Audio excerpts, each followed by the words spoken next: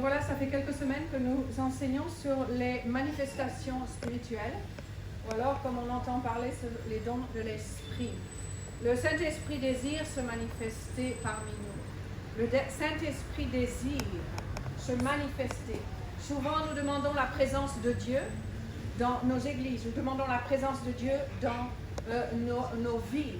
Mais en fait, c'est pas mais, et il se manifeste de cette façon. Sa présence, c'est qu'il se manifeste par les manifestations qui sont énumérées ici.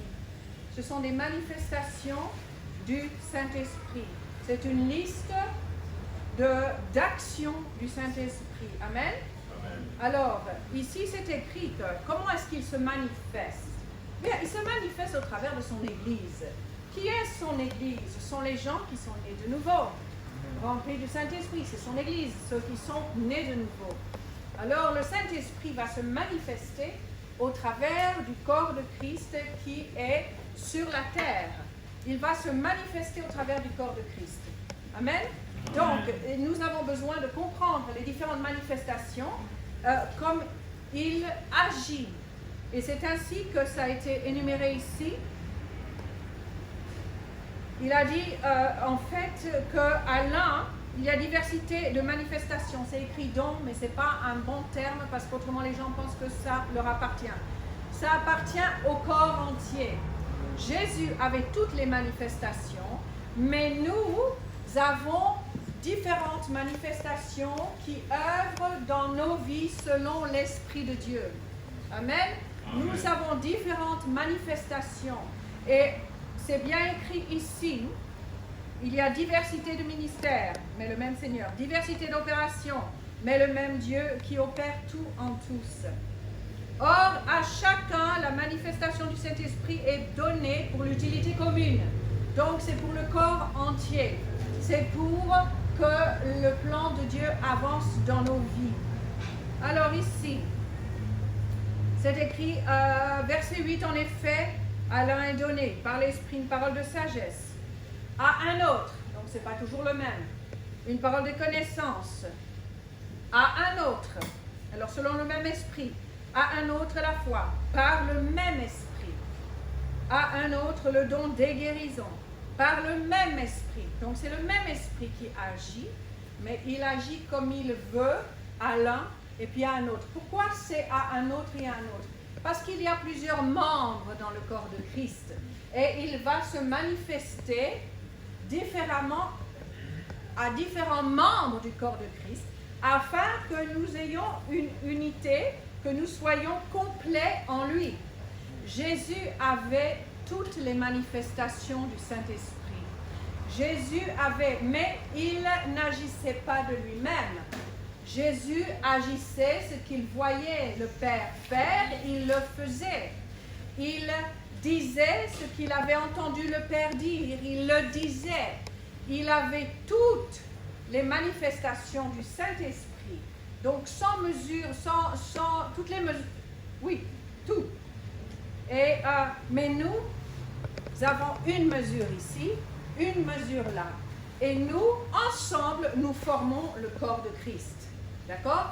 Ce n'est pas une personne seulement, ce n'est pas seulement réservé au prédicateur, c'est réservé au corps de Christ. Dites le corps de Christ. Le corps de Christ. Si vous faites partie du corps de Christ, c'est pour vous aussi. Le Saint-Esprit désire vous utiliser. Amen? Alors, à l'un, à un autre et à un autre. Verset 10, à un autre le don d'opérer des miracles, à un autre la prophétie, à un autre le discernement des esprits, à un autre la diversité des langues, à un autre l'interprétation des langues, un seul et même esprit. Un seul et même esprit. Opère. Donc qui est-ce qui opère? C'est pas moi, parce que c'est pas mon don.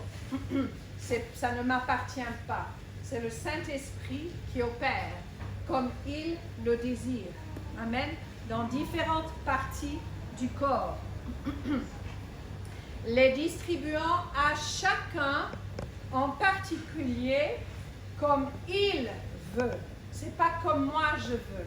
Je ne vais pas dire aujourd'hui, nous aurons des guérisons. Oui, on peut utiliser notre foi, mais ce n'est pas moi qui décide. C'est le Saint-Esprit qui décide. Amen. C'est comme il veut. Nous pouvons agir par la foi, mais le Saint-Esprit peut aussi agir comme il le désire. Alors, il y a 3 manifestations qui révèlent quelque chose. Parole de connaissance, parole de sagesse et discernement des esprits, c'est ce que nous avons étudié.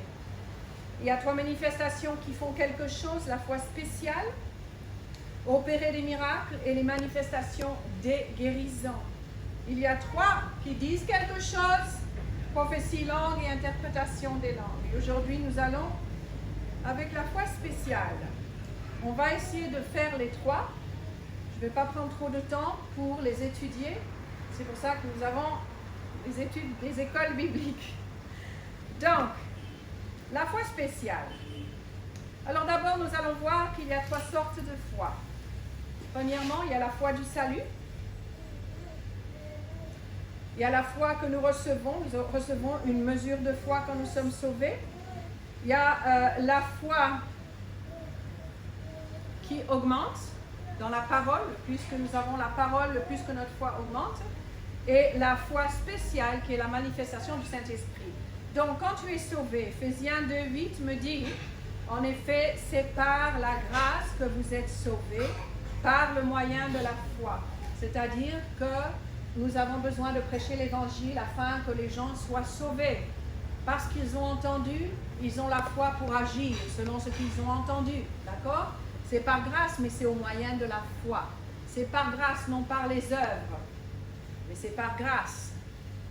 C'est-à-dire que c'est un don de Dieu. C'est-à-dire que nous ne pouvons rien faire pour gagner le salut, mais c'est parce que nous avons entendu, et notre foi a augmenté. Nous avons entendu quoi? Que Jésus sauve, que Dieu nous aime, qu'il n'a tant aimé le monde qu'il a envoyé le Son Fils unique. Amen? Amen. Donc, c'est par la foi que nous sommes sauvés. Et alors maintenant, nous avons, la Bible dit dans Romains 12:3 que nous avons tous reçu une mesure de foi. On ne peut pas dire que je n'ai pas de foi. Nous avons tous une mesure de foi. Amen. Amen. Cela nous a été donné. Troisièmement, eh bien, la foi augmente. Romains 10:17, la foi vient de ce qu'on entend et ce qu'on entend vient de la parole de Dieu. Tu dois agir sur la foi que tu as reçue. Et puis alors maintenant, il y a la foi spéciale. On appelle ça la foi spéciale. Parce que si on dit la foi, on risque de mélanger avec la foi que nous avons eue quand nous sommes sauvés. D'accord? Donc la foi spéciale, voici la définition. C'est une dotation de l'esprit en vertu de laquelle ce qui est prononcé ou désiré par l'homme ou prononcé par Dieu finira par se réaliser. C'est différent de la manifestation des miracles. Celle-ci est active, mais la foi spéciale est passive. Donc bon, je vais expliquer. Donc je vais répéter. C'est une dotation surnaturelle de l'esprit. C'est une dotation surnaturelle de l'esprit, en vertu de laquelle ce qui est prononcé ou désiré par l'homme finira par se réaliser. D'accord? Donc en fait, c'est-à-dire c'est une action du Saint-Esprit. C'est passif, ce n'est pas actif. Nous n'avons rien besoin de faire pour cela, mais c'est quelque chose que le Saint-Esprit fait. Elle n'œuvre pas. La foi spéciale n'œuvre pas, elle reçoit. Les dons des miracles opèrent un miracle, mais la foi spéciale reçoit un miracle. C'est ça la différence, d'accord? La foi spéciale reçoit un miracle. Dites à votre voisin. La foi spéciale reçoit le miracle. Et la foi spéciale n'opère pas, mais elle reçoit. Alors, par exemple, nous avons, je vais vous donner quelques exemples, Daniel dans la fosse aux lions. Alors, dans Daniel chapitre 6,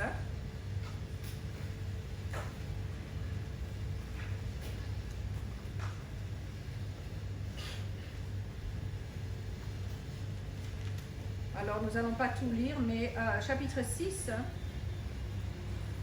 verset 6, Alors, tous les chefs,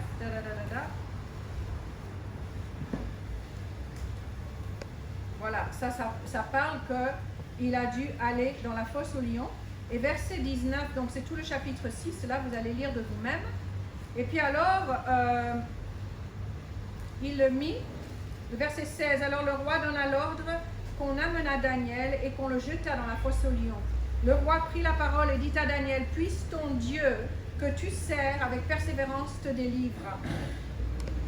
On apporta une pierre et on la mit sur l'ouverture de la fosse. Le roi scella de son anneau et l'anneau de ses grands afin que rien ne fût changé à l'égard de Daniel. Alors le roi se rendit ensuite dans son palais. Il passa la nuit à jeun. Il ne fit point venir de concubine auprès de lui et il ne put se livrer au sommeil. Donc le roi, il espérait que Daniel n'allait pas être mangé par les lions. Alors le roi se leva au jour et il précipitamment allait à la fosse. En s'approchant de la fosse, il appela Daniel. Le roi prit la parole et dit, Daniel, serviteur du Dieu vivant, ton Dieu que tu sers avec persévérance, a-t-il pu te délivrer? Et Daniel dit, Roi, vis éternellement, mon Dieu a envoyé son ange et fermé la gueule des lions, qui ne m'ont fait aucun mal parce que j'ai été trouvé innocent devant lui. Et devant toi, non plus, ô roi, je n'ai rien fait de mauvais. Là, c'était une action, une manifestation du Saint-Esprit. Je vous avais dit que toutes les manifestations du Saint-Esprit sont évidentes dans l'Ancien Testament, sauf les langues et l'interprétation des langues. D'accord? Donc, toutes les manifestations se trouvent dans l'Ancien Testament. Là, Daniel n'a rien fait. Il y a eu une intervention du Saint-Esprit. Il y a eu la foi spéciale. Il n'avait rien fait. Maintenant, Élie, dans 1 Roi 17, 2 à 6, nous voyons là que les corbeaux lui apportaient du pain et de la viande le matin et du pain et de la viande le soir. Élie n'a rien fait. Mais c'était une foi spéciale. C'était un miracle de Dieu qui s'est manifesté. Nous avons aussi notre propre foi qui peut intervenir, mais là c'est une foi spéciale. Par exemple aussi quand nous prions pour le baptême du Saint-Esprit, parfois nous pouvons avoir une action du Saint-Esprit, une manifestation du Saint-Esprit, ou simplement la foi de la personne. Ce que j'ai appris, c'est comme quand nous chassons les démons, mais ce que j'ai appris, c'est que tu commences avec ta foi. Tu commences par la foi à imposer les mains aux malades. Ou tu commences par la foi pour que les personnes reçoivent le Saint-Esprit. Tu commences par ta foi et les personnes doivent recevoir avec leur foi. Mais il y a un point, un moment, où le Saint-Esprit se manifeste par la foi spéciale. Tu sais que cette tumeur est partie. Ou alors tu sais que le Saint-Esprit est descendu sur cette personne. Tu n'as rien fait de spécial, mais déjà fais quelque chose. Daniel est entré dans la fosse au lion. Il n'a pas eu peur. Il avait confiance en Dieu. Alors, c'était aussi sa foi. Il a fait quelque chose de ce qu'il savait. Mais après, il y avait une foi spéciale, c'est-à-dire qu'il a fait confiance au Seigneur. Il a fait confiance que Dieu allait le délivrer. Donc, il y avait une foi spéciale qui s'est manifestée. Ce n'est pas une foi naturelle, d'accord? Ce n'est pas la foi qui vient de ce qu'on entend, et ce qu'on entend vient de la parole de Dieu, d'accord? Mais il avait confiance en Dieu. Il savait que Dieu allait le délivrer. C'est comme le petit David devant Goliath. Il a mis sa foi en action, oui. Mais David devant Goliath, c'était impossible. Mais il a dû agir selon ce qu'il croyait. Et Dieu a fait le reste. Amen. Dieu a fait le reste. C'est comme Jésus quand il a parlé à la tempête. Il a parlé à la tempête, mais Dieu a fait le reste. Il y avait une foi spéciale qui s'est manifestée. Et certainement dans vos vies, vous allez remarquer des moments où il y avait une foi spéciale qui s'est manifestée. Moi, je me rappelle moi-même, alors c'est vrai qu'il faut écrire ces choses parce que parfois on oublie. Mais même, il y a quelque chose que je n'ai jamais oublié. C'était une femme qui avait une tumeur aussi gros qu'un pamplemousse dans son sein. Et je me rappelle que j'avais prié pour elle. Mais en priant pour elle, c'était assez spécial, je dois dire. Après avoir étudié la parole dans les manifestations, j'avais compris qu'il y avait une intervention de la foi spéciale, mais aussi, parce que la foi spéciale, mais aussi l'action, la manifestation de miracles et de guérison. D'accord? C'était certainement une des guérisons. Parce que la manifestation des guérisons, pourquoi des au pluriel? Parce qu'il y a des maladies. D'accord? Alors là, on étudie en même temps le reste, mais je me rappelle que c'était assez intéressant, j'avais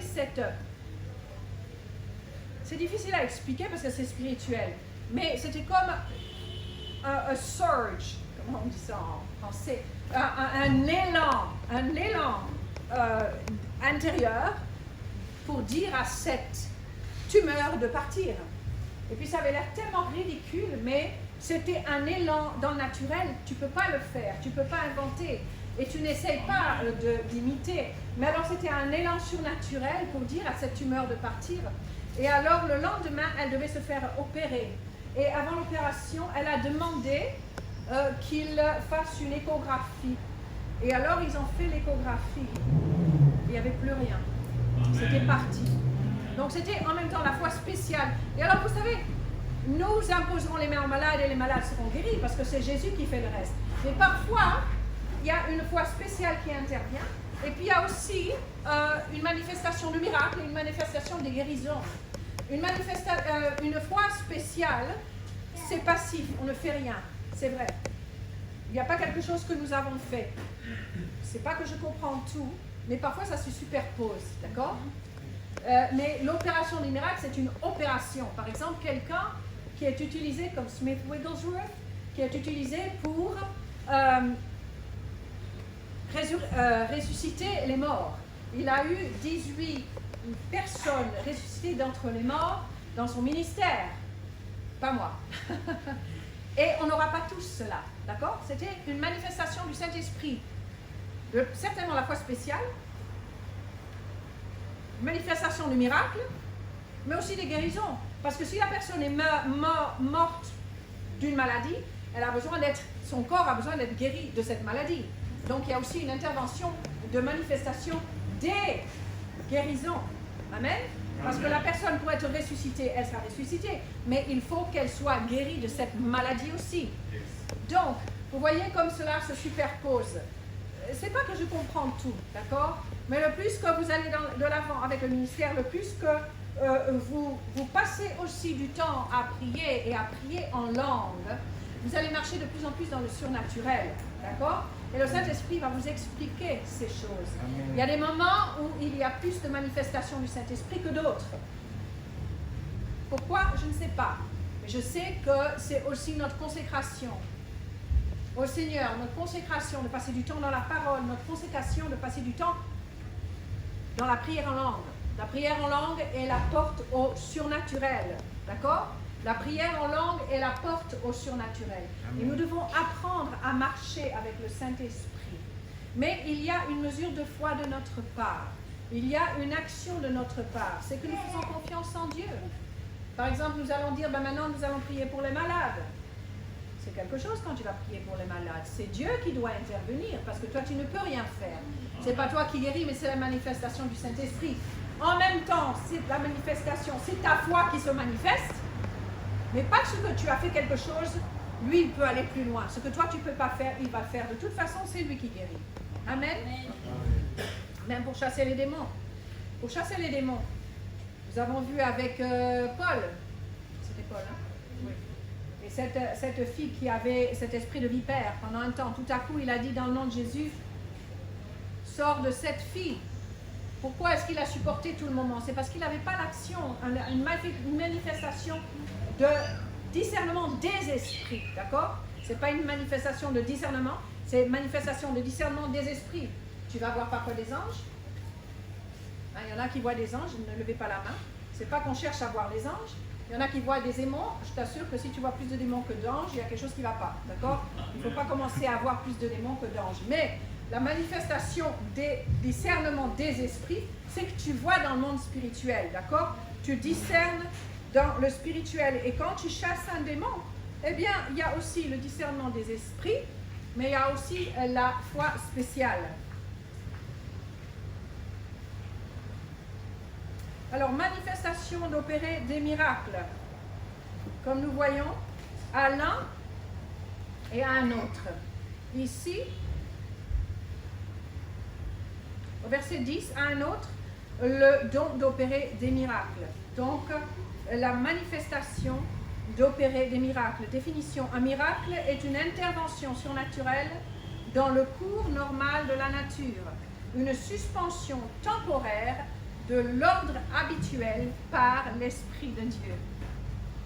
Alors je répète, la manifestation d'opération de miracle, c'est un miracle, est une intervention surnaturelle, d'accord? Dans le cours normal de la nature, une suspension temporaire de l'ordre habituel par l'Esprit de Dieu. Alors nous avons des exemples dans l'Ancien Testament, dans 2 Rois, chapitre 2, versets 9 à 14. Élie qui part dans la gloire, il s'en va, ça c'était un miracle, d'accord? C'était une manifestation du Saint-Esprit, l'opération des miracles. Et puis alors, et Élisée qui utilise le manteau d'Élie pour traverser le Jourdain. Ça c'est une opération de miracle. Donc il a fait quelque chose et le Saint-Esprit a intervenu. Vous savez, parfois le Saint-Esprit va nous dire de faire quelque chose qui n'est pas naturel. Et quand nous le faisons et nous obéissons, c'est là que ça, quelque chose de surnaturel qui va se passer, qui n'est pas dans la nature, dans ce que nous vivons, d'accord? Nous voyons cela avec Moïse. Moïse, devant la mer Rouge, qu'est-ce que le Seigneur lui a dit? Qu'est-ce que tu as? Un bâton. Étends ta main. Vous voyez, il y avait une obéissance à faire. Il y a une action de notre foi. Et quand il l'a fait, la mer Rouge s'est séparée. D'accord? La mer n'est pas rouge, elle est bleue. On l'appelle la mer Rouge, j'ai appris ça. Parce que quand il y a le soleil qui se couche sur les montagnes dans le Sinaï, ça fait en sorte que la mer devient rouge, c'est tout. Mais la mer est bleue. Alors, ils ont pu traverser, c'était une opération de miracle, une manifestation oui c'est ça, une manifestation de l'opération de miracle, d'accord? Et alors aussi, le peuple d'Israël, 40 ans dans le désert, la Bible dit que leurs chaussures ne se sont pas abîmées. Vous pouvez croire cela pour vos chaussures aussi. Amen, amen. Que vos chaussures, que votre voiture, que vos habits tiennent. Bien sûr, parfois on veut quand même aller avec la mode. C'est comme une petite histoire. Mon père, il avait ses habits qu'il gardait longtemps. J'ai dit, mais papa, c'est démodé ça. Ah, mais tu m'embêtes. Il dit, je m'en fous de la mode. Je dis, papa, si tu es à la mode, tu seras l'air plus jeune. Parce qu'il voulait toujours avoir l'air jeune. Et à chaque fois, je dis, papa, mais c'est démodé. Mais bon, ça ne lui faisait rien du tout. Les habits peuvent tenir, c'est là avec les Israélites, c'était une opération de miracle, c'était une manifestation du Saint-Esprit, c'était surnaturel. Tu marches pendant 40 ans, tes chaussures ne s'abîment pas, c'est surnaturel. Amen? Amen. Alléluia. Et alors aussi, on a mentionné Jésus avec la tempête, quand il a parlé à la tempête, c'était une foi spéciale, oui. Mais c'était aussi un miracle. C'était contre la nature. C'est quelque chose qui se manifeste, qui est contre la nature. La tempête s'est apaisée. Mais Jésus a dû parler. Amen. La foi spéciale, mais la foi de Dieu, c'est que si quelqu'un dit à cette montagne, donc tu dois dire, tu as quelque chose à faire. Et après, le Saint-Esprit va prendre le dessus. Si quelqu'un dit à cette montagne, ôte-toi de là, et jette-toi dans la mer. Et s'il ne doute point en son cœur, mais croit que ce qu'il dit, alors tu dois croire dans tes paroles. Tu dois croire dans la parole de Dieu. Tu dois croire dans l'intervention de Dieu. Alors tu verras que cette montagne va partir. Qui est-ce qui fait ça? Mais c'est une manifestation du Saint-Esprit. Que la montagne s'en aille, c'est la manifestation du Saint-Esprit. C'est comme Josué. Qu'est-ce qu'il a, Josué? Il a prié pour que le soleil s'arrête. Je suis certaine que les scientifiques vont chercher, s'ils cherchent, ils ne vont rien comprendre. Je suis certaine qu'ils peuvent trouver ça, non? Vous n'avez jamais creusé là-dedans? Oui. D'accord. Eh bien, ils peuvent le voir. Hein? C'était une intervention de miracle, mais une opération de miracle, mais une opération aussi de la foi spéciale. Et puis alors, la même chose, quand Moïse devait lever les mains, il y avait Aaron et Hur qui devaient lui tenir les mains afin que Israël puisse gagner le combat. C'est la même chose. Il y avait une intervention, une manifestation du Saint-Esprit de la foi spéciale, mais aussi une opération de miracle.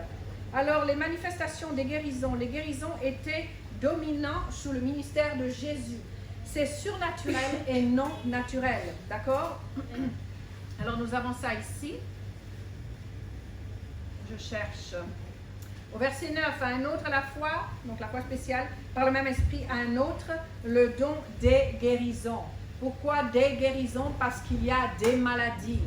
D'accord? Il y a des maladies, donc il y a à avoir des guérisons. Ce n'est pas une guérison naturelle, mais vous savez que notre corps a été formé, créé par Dieu pour se guérir lui-même. Ça aussi, c'est surnaturel. C'est vrai qu'on peut tout faire. Pour ceux qui ne croient pas dans la guérison divine, parce qu'il y a des gens qui ne croient pas dans la guérison divine, mais tu crois que ton corps peut guérir, eh ben déjà ça c'est surnaturel. Dieu a fait en sorte que ton corps, ça veut dire que Dieu est pour la guérison, Dieu est pour la bonne santé, parce que ton corps a été créé pour se guérir soi-même. Mais quand ton corps ne peut pas se guérir soi-même, il y a des choses spéciales dans la nature qui vont t'aider. Il y a les médecins qui sont là pour t'aider à guérir, d'accord? Amen? Mais, bien sûr, là maintenant, nous parlons de la guérison surnaturelle. C'est, par exemple, la guérison surnaturelle peut venir par l'imposition des mains. Qui est-ce qui a déjà prié pour les malades et que le malade est guéri? D'accord?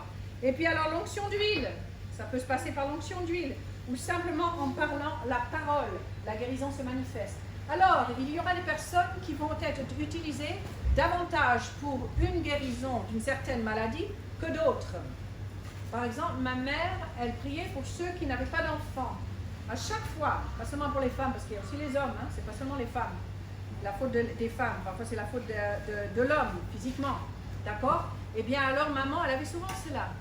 Elle avait cela, 9 mois plus tard, on l'appelle, ben voilà, ils ont donné naissance, 10 mois plus tard, ils ont donné naissance à un bébé. Ça est arrivé assez souvent.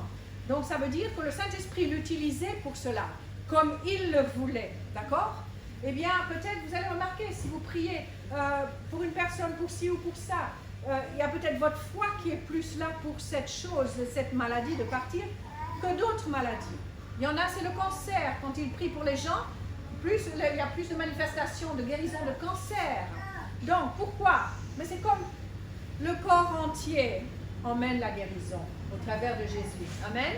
C'est la manifestation du Saint-Esprit.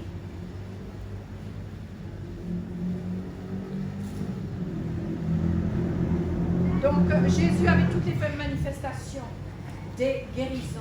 Il avait tout parce qu'il faisait ce que le Père lui montrait. Jean 14, 10, il dit « Ne crois-tu pas que je suis dans le Père et que le Père est en moi? Les paroles que je vois, dit... » Non, c'est pas juste ça. On va regarder dans Jean 14, 10. Je crois que j'ai fait une erreur. Et puis on va s'arrêter là. Je ne veux pas faire trop long. Voilà. Alors, ne crois-tu pas que je suis dans le Père et que le Père est en moi? Les paroles que je vous dis, je ne les dis pas de moi-même. C'est-à-dire qu'il entend le Père dire. Quand vous entendez le Père vous dire quelque chose, il faut le dire. Amen. Et le Père qui demeure en moi, c'est lui qui fait les œuvres. Donc Jésus n'a jamais pris la gloire pour lui-même. Alors tu vas faire de même, d'accord? Tu vas dire, c'est pas moi qui a guéri, c'est Jésus. À chaque fois, pointe vers Jésus. C'est Jésus qui va t'utiliser, oui, mais ce n'est pas toi qui guéris. Ne dis jamais, ah moi j'ai guéri. Non, le Seigneur m'a utilisé parce qu'il voulait guérir cette personne. Nous sommes les mains de Jésus. Jésus n'a jamais pris la gloire pour lui-même. Il a toujours emmené ça au Père. Il dit, croyez-moi, je suis dans le Père et le Père est en moi. Croyez du moins à cause de ses œuvres. Amen. En vérité, je vous le dis, celui qui croit en moi fera aussi les œuvres que je fais et il en fera de plus grandes parce que je m'en vais au Père. Pourquoi de plus grandes? De plus nombreuses. Parce que là, nous pourrons aller partout dans le monde avec le Saint-Esprit. Le Saint-Esprit est partout. Si Jésus était là physiquement, il est seulement dans un endroit. Il ne peut pas intervenir. Donc, il y a plusieurs manifestations des guérisons parce qu'il y a plusieurs maladies. Quand vous allez voir, surtout dans le ministère d'un évangéliste, nous allons étudier les dons de ministère, mais les évangélistes, pourquoi ils ont plus de guérisons qui se manifestent dans leur ministère? Pourquoi le Saint-Esprit utilise plus les évangélistes et moins les pasteurs en général? Pourquoi? Eh bien parce que les miracles et les guérisons, ce sont des signes pour ceux qui ne croient pas. Donc les évangélistes, c'est eux qui apportent la bonne nouvelle. C'est eux qui prêchent le salut. Alors c'est comme ça que tu peux voir le ministère d'un évangéliste, d'un vrai évangéliste. C'est dommage, de nos jours, on n'entend pas les gens qui veulent se nommer eux-mêmes évangélistes parce qu'ils trouvent que ce n'est pas assez grand. Pour eux, il faut être prophète ou apôtre. C'est du n'importe quoi. Il y en a qui s'appellent apôtres et j'ai vu, ce sont des évangélistes. J'en ai dit à un, je dis, en tout cas, vous êtes vraiment un évangéliste. Il n'a pas aimé ça. Mais on voyait que les âmes venaient, surtout, il n'y avait pas d'enseignement. Ils n'enseignaient pas. Les évangélistes proclament la bonne nouvelle, prêchent la bonne nouvelle et prient pour les malades et le Saint-Esprit les utilise pour guérir les gens. Vous allez voir ça. Et donc c'est pour cela que c'est bien d'apprendre ce que la parole de Dieu dit. Il y a des évangélistes et il nous en faut des évangélistes. Il nous faut des évangélistes. Et les évangélistes, ils ont quelque chose, une foi, que le Saint-Esprit se manifeste au travers d'eux avec des miracles et des guérisons, afin que ce soit des signes. Mais les croyants, et nous allons arrêter là, les croyants doivent utiliser leur propre foi. Amen. Afin qu'ils puissent garder la guérison qu'ils vont recevoir. Oui, le Saint-Esprit peut intervenir pour les miracles et les guérisons dans les églises, mais le pasteur est là pour enseigner et expliquer la parole afin que les croyants puissent grandir dans leur foi eux-mêmes. Parce que Dieu désire que nous grandissions. Maintenant, il intervient s'il veut. Cela ne veut pas dire que nous n'allons pas imposer les mains aux malades. D'accord? Ça ne veut pas dire que nous ne croyons pas aux manifestations des guérisons et des miracles dans les églises. Mais en général, j'ai bien dit, d'accord? Ne prenez pas mes paroles hors de contexte. J'ai bien dit en général, c'est sous le ministère d'un évangéliste qu'on voit plus de guérisons et de miracles. Quand j'étais petite, papa faisait beaucoup de campagnes d'évangélisation. Je n'aime pas dire croisade parce que je n'aime pas le mot croisade. Donc, campagne d'évangélisation. Et c'était des grandes foules. Il y avait des miracles et des guérisons. Je l'ai vu quand j'étais petite. Pourquoi? Parce que c'était le moment pour évangéliser le pays. Il n'y avait pas la parole comme il y a maintenant. Le pays a été très évangélisé. Je ne dis pas que tout le monde est chrétien, mais tout le monde a entendu. Ils connaissent. Qu'ils reçoivent ou pas, c'est autre chose. Qu'ils aient l'enseignement ou pas, c'est autre chose. Mais dans le temps, j'avais vu beaucoup de miracles et de guérisons. Plus qu'une fois qu'il y avait l'autre église, l'église que papa avait établie à Binza. Parce qu'avant, il avait établi plein d'églises. Mais c'était pour commencer. Comment il faisait? Il faisait une campagne d'évangélisation pendant, je crois, 1 mois, tous les soirs, parce que la journée, il faisait chaud. Et après, prier pour les malades tous les soirs. Parole, bonne nouvelle, prière pour les malades. Les gens étaient sauvés et guéris. Après, ils allaient les baptiser et il établissait une église. C'est comme ça qu'il avait commencé partout. C'était le ministère dans lequel, c'était pour la saison que le Seigneur l'appelait. Vous voyez, il y a des saisons, il y a des ministères. C'est pour ça que ne critiquez pas les gens où il n'y a pas de miracles et de guérison qui se passent sous leur ministère.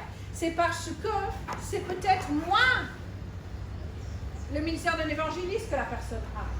Il y en a qui ont plus cela que d'autres. Ce n'est pas qu'un est plus spirituel qu'un autre. C'est pour cela que nous devons comprendre et voir comment le Saint-Esprit utilise les personnes. Alors maintenant, c'est aussi pour tout le monde, tout le corps de Christ. Vous pouvez être utilisé pour prier pour les malades. Absolument. Allez imposer les mains aux malades et laissez le Saint-Esprit intervenir. Mais vous, mettez votre foi en action. Mais allez là-bas. Allez là-bas. Ici, nous allons utiliser notre foi pour recevoir de nous-mêmes. Et vous voyez, avec ce qui se passe dans le monde, avec ces pandémies et ces vaccins et tout ce qui s'ensuit, vous savez quoi? Nous avons besoin de plus en plus de voir, alléluia, les manifestations du Saint-Esprit.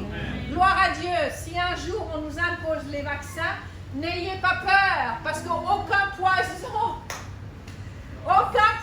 ne nous fera du mal. Vous m'entendez? Alors, je ne suis pas là en train de prêcher oui ou non, pour ceci, pour cela. J'ai mon opinion à moi et je vais la garder. Mais la chose, c'est que croyez en Dieu. Croyez à l'action du Saint-Esprit et nous en aurons besoin plus que jamais avant avec ce qui se passe dans le monde. Pourquoi? Parce que Jésus revient bientôt. Et parce qu'il revient bientôt, l'ennemi est furieux. Il va tout faire pour mettre la confusion dans tout le monde. Il va tout faire pour semer la peur. Mais, dites mais, j'ai le Saint-Esprit. Alléluia. Nous ne sommes pas seuls. Mais nous avons le sang de l'agneau. Nous avons la protection de Dieu. Et surtout, n'ayez pas peur. Surtout, n'ayez pas peur. Mais demandez la sagesse à Dieu. Passez du temps dans sa parole. Passez du temps à prier avec intelligence et prier en langue. Et vous allez voir comme il vous utilisera. Dites cela, il m'utilisera. Dis à ton voisin, il veut t'utiliser aussi. Il veut tous nous utiliser. Alléluia. Merci Seigneur. Amen, amen, amen. Père Céleste, nous venons à